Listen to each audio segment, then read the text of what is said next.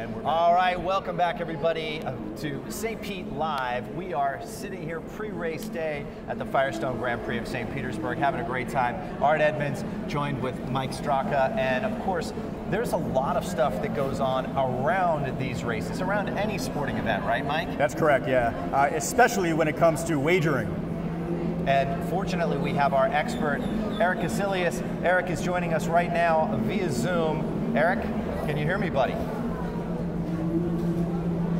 Great to see you again. Now, we had you part of our Super Bowl Live 55 event. Great to have you back. Let's talk about wagering because you can bet on anything, right? Vegas is always open for business. What are people looking at right now around this race?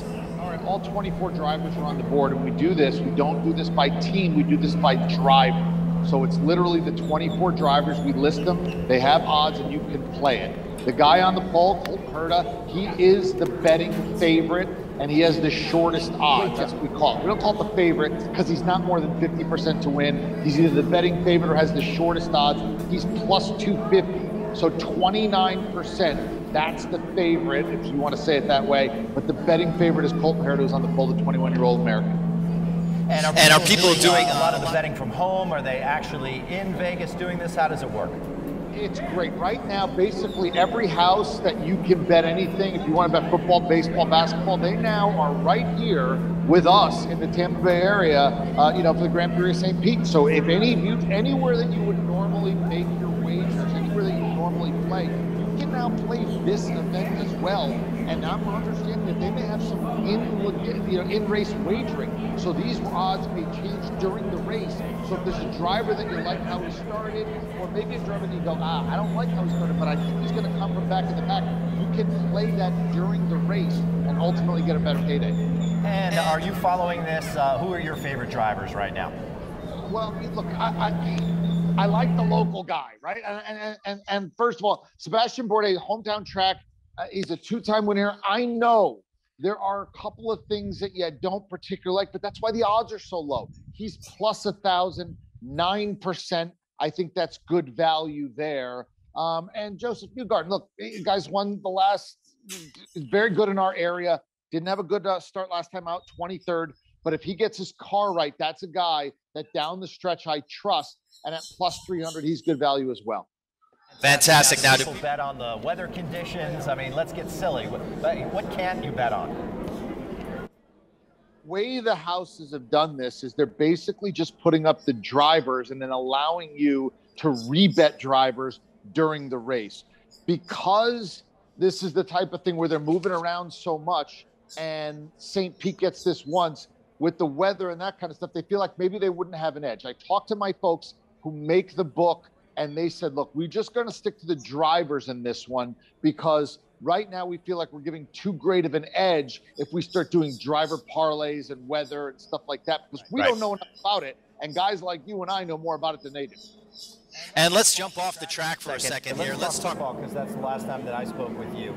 Are people making bets on the off-season moves that is happening in the NFL right now? One of the biggest wagering sort of growth industries is on the NFL draft. You can bet over under 4.5 quarterbacks in the first round. Over under, will Mac Jones still be on the board with the 4th pick in the draft? How many wide receivers? Will the first defensive player be taken the first 8 picks? There are a million prop bets regarding the first round of the NFL draft. More players from Auburn or from Georgia. All kinds of stuff that you can bet. The NFL draft is coming huge now.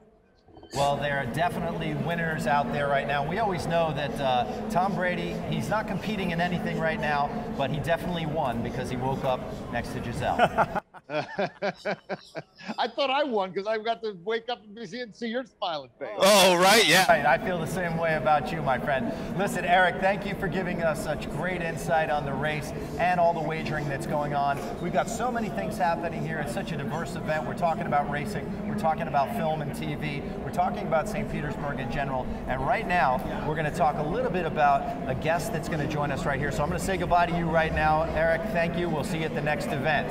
Actually, we'll see Erik in the next hour. In the next hour. That's correct. You know, you can't get rid of it. Welcome back, Art Edmonds. You know, Chef Elisa is a great get for us. I'm really excited that we had her on the show. What was your impression? Anybody that can talk about food in such a knowledgeable way, and it's obviously a passion, that is really impressive, because you know what ends up on the plate is a representation of themselves. Absolutely. And if there's anybody who could talk about food better than anybody else. Better than you and I? Better than you and I. It's Erik Kuselias, who's joining us again live on Zoom from New York. Erik, what's your favorite race or sporting event snack? First of all, I wondered why I wasn't invited to sit next to you guys. And I've been waiting all day to get the answer to this, and now I have the answer. You didn't want to share that delicious stuff. I don't blame you. Fine, I'm not offended anymore. I get it. Food is food. That's the way it goes. I think for me, I'm a local favorites guy. So it's not so much the race, it's where the race is. So in our beautiful city there, I would go with the local favorites. I want some great fish. I want some great delicacies. I would have a great time. And I feel like I'm getting a flavor of the area when I eat the local stuff while I'm watching a race. Well, speaking of local, I mean, we're talking about betting, and we're talking about odds. And Las Vegas, for instance, and you've been there many times, has been a culinary, I guess, a renaissance over the last 15, 20 years. Some of the best restaurants and the best chefs are in Las Vegas. Everything in the world is in Las Vegas. Correct. There's not a lot that you're to not like there. The weather's good, it's glitzy, and basically these gigantic buildings exist one after another to give you more value as a customer. And if I don't give you more than the two guys on either side of me, I go out of business. It's a buyer's market. It's great. Tell you what, you and I will go to Vegas. We'll do the triathlon, the sauna, steam, jacuzzi. Then we'll get all shined up. We'll get massages. We'll go out to eat. It'll be great. We'll have a great time. And we'll wager. Absolutely. Speaking of wagering, first of all, I look at these sports books and casinos, even in Atlantic City, New Jersey, out in Las Vegas, different places across the country. Sports books look like a NASA control room these days.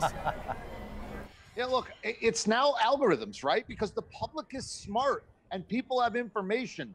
And if the bookmakers aren't really on top of their game when it comes to setting spreads and lines, they're going to get taken. You know a lot about it. I know a lot about it. If we can find an edge here and there, that's exactly how it works. So these guys really need to be on top of the game. That's why they don't like to put too many things up too quickly. For example, for today's race, we just have the 24 drivers' odds to win. They didn't put up props yet because they're not quite sure where they can get taken to the cleaners.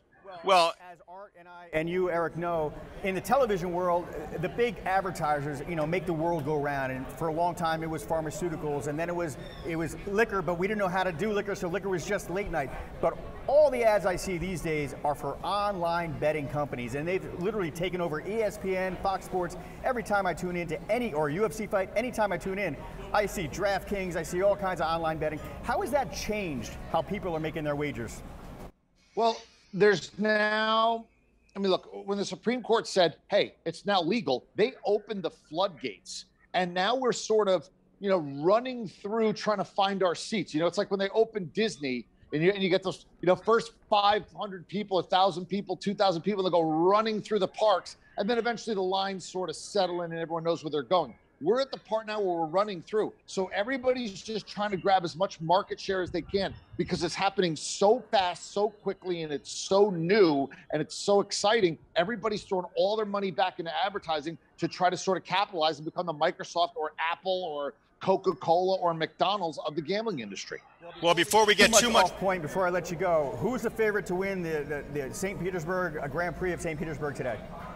The 21-year-old Colton Herta, he is the favorite or betting favorite, shortest odds. He's plus 250. That's 29% to win the American. Joseph Newgarden is second, right behind him, plus 300. That's 25%. Next up, Simon Pagenaud. You go down to 13% there, and then Pato O'Ward is at 11%. Once you get by that, there's a couple other guys, and then everybody else is what I like to call the milks. 2%, 1%, or no chance to win this thing. So you have about 6 guys that really have a shot to win this thing, and it starts with Colton Herta, who's on the pole and has the shortest odds at plus 250. Erik Kuselias, always a pleasure. On behalf of Art Edmonds, I'm Mike Straka. Anytime, I look forward to working with you again. It's just been a pleasure. Michael, anytime, guys. Thanks, man. All right. Art, take it away. All right, well, listen, back to racing, obviously, is our focus here today. And we had the opportunity to talk with Graham Rahal, obviously a winner off the track as well, just had a baby girl with his wife, Courtney Force. Courtney's sister, Brittany Force, was on my show, Military Makeover. We had the chance to, she actually drove me around and sped around. How fast did Brittany take you? Well, it was a rental car Chevrolet, but she still peeled out. Well, Courtney also drives, Graham's wife, she's also a racer as well, and they come from a big family of racers, don't they? They sure do. Their dad was a huge drag racer. The Force family is a force in that world. So Viorica had the chance to catch up with Graham Rahal, and let's see how that goes. Sweet. I said congratulations on your baby girl. Thank you. Yeah, it's been exciting for me to have a little girl. It's a whole new world for me these days, but it's been great. Is she racing already? No. Well, I think she dreams of it. Actually, the other day I had a race on TV, and she was very, very stuck, glued to the TV watching it. But I hope. I mean, she's only 5.5 months, so I hope that we've got a long time before that conversation happens. We'll see. I mean, obviously, racing's on both sides. My side of the family as well as my wife's. But like I said, I hope that I would prefer she doesn't go into racing, but that's kind of a long topic. It just, there's a lot of pressure when you follow in the footsteps of, in her case, it would have been her parents as well as her grandparents. It's a lot to live up to. I want to ask you about the street racing. This is a very special course. How do you prepare yourself physically? Well, it's actually a little easier this year, and the reason is because we had our first race last weekend, so my body already kind of knows what to expect. Having said that, you come here to St. Pete, they repaved a lot of this track in recent years, so it's not as bumpy as it used to be. But traditionally, street courses are very bumpy compared to other permanent road courses, so the bumps and bruises on the body and the elbows and stuff, get a little bit worse. But really, the training, for me, is all about, in the winter, is neck strength, is a lot of it, a lot of cardiovascular work to keep your heart rate low, keep your lungs in shape. But like I said, it's a little bit easier this time around because we typically race at St. Pete as the first race of the year. And when you do that, your body has not been in a 2-hour-long race in 6 months, so you don't really know exactly what to expect. This time, we raced just last weekend. So the body kind of knows what to expect. And about last weekend, an accident happened there, a crash. Carlton Heta was involved, and you Garden as well, and others. You maneuver very well. Yeah. And you keep going. Yeah. Well, for me, it was all about just trying to keep my eyes up, trying to pay attention, and be able to get through it.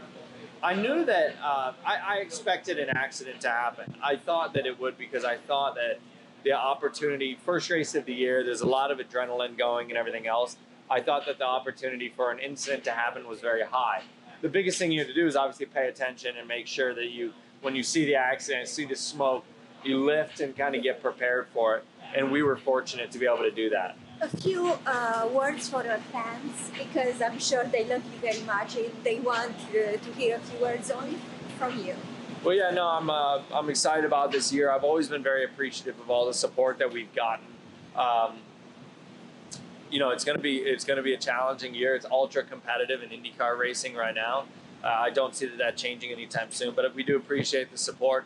We hope everybody's doing well during this time and recovering well from the COVID pandemic. I hope that we're able to get back to even more, sense of normalcy here in the very near future. We already are. We're seeing that progressively, but hopefully more in the very near future. And we're excited to see people out in the races.